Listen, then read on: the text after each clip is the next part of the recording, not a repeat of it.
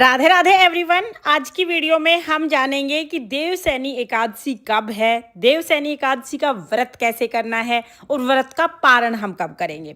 तो देवसैनी एकादशी के विषय में संपूर्ण जानकारी आपको आज की वीडियो में मिलेगी। वीडियो को आप अंत तक जरूर देखना।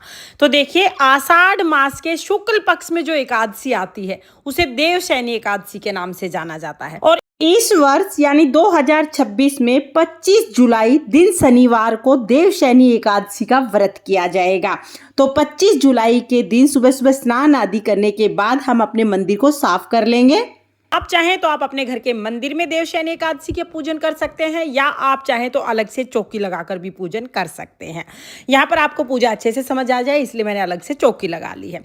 चौकी लगा लेंगे, चौकी पर पीले रंग का वस्त्र बिछा लेंगे। अगर आप घर के मंदिर में पूजन कर रहे हैं तो घर के मंदिर को भी साफ करके पीले रंग का आसन बिछा लीजिएगा।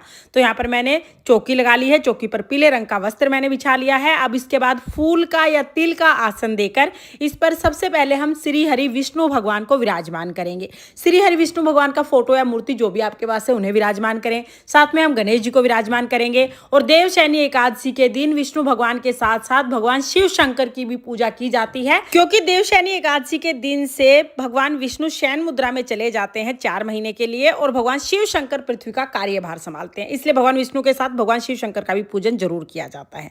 तो हमने चौकी लगा ली, चौकी पर जल के छींटे लगाकर सभी को हमने स्नान करा दिया।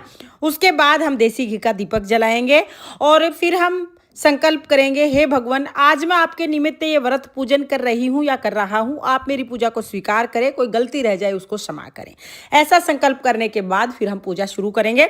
तो देखिए, जल के छींटे लगाकर स्नान हमने पहले ही करा दिया था। अब वस्त्र के रूप में आप चाहें आप जनेऊ समर्पित कर सकते हैं, जनेऊ ना हो तो कलावा यानी मोली भी आप समर्पित कर सकते हैं। तो यहाँ पर हम सभी को वस्त्र के रूप में मोली समर्पित कर देंगे। उसके बाद हमें चंदन से तिलक लगाना है और देखिए, भगवान शिव शंकर को रोली और हल्दी वगैरह नहीं चढ़ती है, चंदन हमेशा चढ़ाया जाता है। चंदन या भस्म का तिलक लगाते हैं, तो सभी को हम यहाँ पर चंदन का तिलक लगा देंगे। चंदन का तिलक लगाने के बाद, क्योंकि एकादशी का व्रत है, एकादशी के व्रत में चावल का उपयोग नहीं किया जाता है, तो तिलक के ऊपर हम तिल समर्पित करेंगे। तो यहाँ पर हमने तिल ले लिए हैं, सभी को हम तिलक पर तिल समर्पित कर देंगे। थोड़े से तिल हम जो दिया जलाया है उसमें भी डालेंगे, क्योंकि जितने तिल चटकते हैं उतने हमारे पापों का नाश होता है। उसके बाद अगर आपके पास इत्र है तो इत्र जरूर लगाइएगा, फूल है तो फूल चढ़ा दीजिएगा। अगर आपके पास किसी कारण से इत्र और फूल नहीं है तो कोई बात नहीं, आप इनके बिना भी पूजा कर सकते हैं। तो यहाँ पर मेरे पास फूल थे, मैंने फूल चढ़ा दिए हैं। फूल चढ़ाने के बाद फिर हम देखिए, क्योंकि हम भगवान शिव शंकर का पूजन भी कर रहे हैं और भगवान शिव शंकर के पूजन में बेलपत्र जरूर चढ़ाया जाता है। तो देवशैनी एकादशी के दिन भी आप भगवान शिव शंकर को बेलपत्र जरूर चढ़ाएं। तो यहाँ पर हम गणेश जी को, भगवान शिव शंकर को बेलपत्र चढ़ा देंगे और भगवान विष्णु को हमें तुलसी दल चढ़ाना है। एकादशी को तुलसी नहीं तोड़ते हैं, इसलिए तुलसी दल आप एक दिन पहले ही रख लीजिएगा। इसके बाद आप चाहे आप दूध का भोग लगा सकते हैं, आप चाहे ड्राई फ्रूट का भोग लगा सकते हैं या आप चाहें तो किसी भी ऋतु फल का भोग आप लगा सकते हैं। यानी फलाहार भोग ही हमें समर्पित करना है, अन्न का भोग एकादशी पर नहीं समर्पित किया जाता। तो यहाँ पर हमने भोग समर्पित कर दिया है और विष्णु भगवान को तुलसी युक्त भोग समर्पित करना है।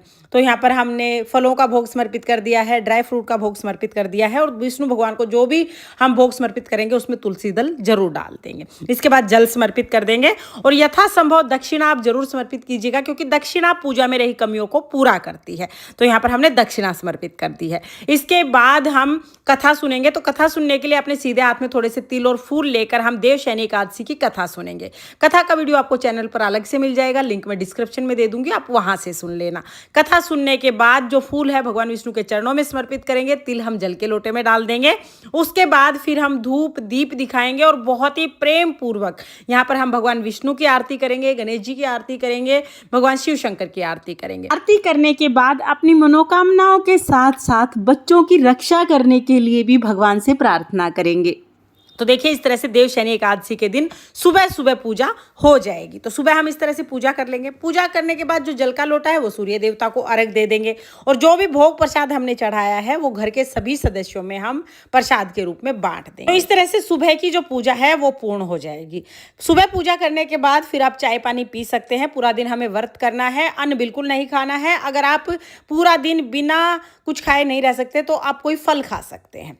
जो दक्षिणा है वो चौकी पर ही रख दीजिएगा, जाएगा। द्वादशी के दिन जब आप व्रत का पालन करेंगे तब इस दक्षिणा का दान कर देंगे, ठीक है। फिर सुबह दिन में हम व्रत करेंगे, शाम के समय भी हमें दिया बाती करना है, आरती करनी है भगवान जी की, और जो भी आप फलाहार बनाएंगे उसका भोग हम पहले भगवान जी को चढ़ाएंगे, उसके बाद फलाहार ग्रहण करेंगे। यानी पूरा दिन हमें अन्न बिल्कुल नहीं खाना है, फलाहार आप ले सकते हैं।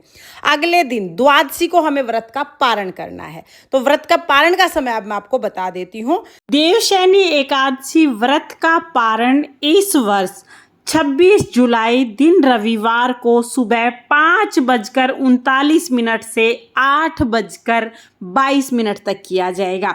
तो जो व्रत का पारण है सुबह 5:39 से 8:22 तक होगा। अगर उस टाइम तक खाना वगैरह बन जाता है तो आप पूजा करके भगवान जी को भोग लगाएं और फिर थोड़ा दान निकाल दें, उसके बाद आप व्रत का पारण कर लें। लेकिन अगर आप खाना नहीं बना पा रहे हैं तो पूजा कर लें, दान निकाल दें, उसके बाद आप चावल का दाना या चने का दाना खा के भी व्रत का पारण कर सकते हैं। बाद में जब आपका खाना बन जाएगा तब आप खाना खा लीजिए। देवशयनी एकादशी के दिन से हमारे श्री हरि विष्णु भगवान योग निद्रा में चले जाते हैं, शयन मुद्रा में वो चले जाते हैं। 4 महीने के लिए शयन करते हैं और इस दौरान कोई भी शुभ मांगलिक कार्य नहीं किया जाता है, यानी विवाह, गृह प्रवेश वगैरह सब इस टाइम पर बंद हो जाते हैं। फिर देवउठनी एकादशी के दिन जब श्री हरि विष्णु भगवान उठते हैं, जब देवउठनी एकादशी मनाई जाती है, देवों को उठाया जाता है, उसके बाद से शुभ मांगलिक कार्य शुरू हो जाते हैं। शास्त्रों के अनुसार देवशयनी एकादशी का व्रत पूजन करने से सभी प्रकार के पापों का नाश होता है। अगर आप देवशयनी एकादशी का व्रत करें तो बहुत अच्छी बात है, लेकिन अगर किसी कारण से व्रत ना भी कर पाए तो देवशयनी एकादशी के दिन आप भगवान विष्णु का और भगवान शिव शंकर का पूजन जरूर करें और कथा जरूर सुने। कथा का वीडियो आपको चैनल पर मिल जाएगा, लिंक मैं डिस्क्रिप्शन में दे दूंगी। तो फ्रेंड्स, आपको ये वीडियो कैसा लगा कमेंट करके जरूर बताना, और अगर ये वीडियो आपको पसंद आया हो, वीडियो आपके लिए थोड़ा बहुत भी यूजफुल हो, तो प्लीज वीडियो को लाइक कर देना और चैनल को सब्सक्राइब कर लेना। जय श्री कृष्णा, ओम नमः शिवाय।